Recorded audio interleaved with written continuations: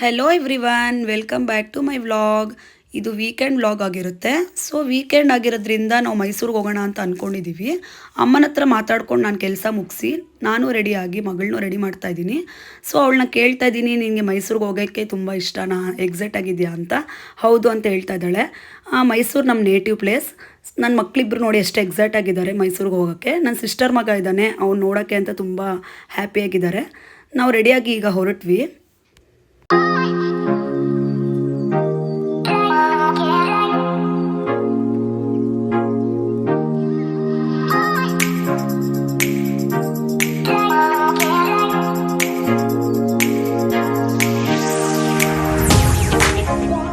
So ನಾವೀಗ Mysuru reach ಆದ್ವಿ. ಮಳೆ ಬರ್ತಾ ಇತ್ತು. ಮೈಸೂರು ವೆದರ್ ತುಂಬ ಚೆನ್ನಾಗಿದೆ.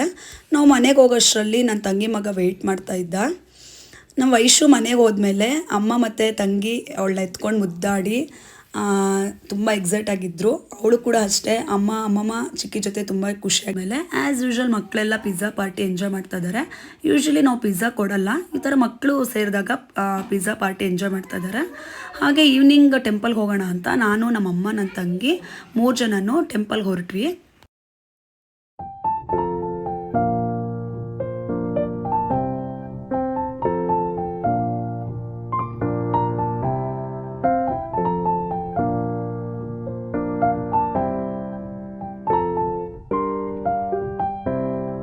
ಸೊ ದರ್ಶನ ಮಾಡಿ ನಾನು ನನ್ನ ತಂಗಿ ಹೀಗೆ ಮಾತಾಡ್ತಾ ಕೂತಿದ್ವಿ.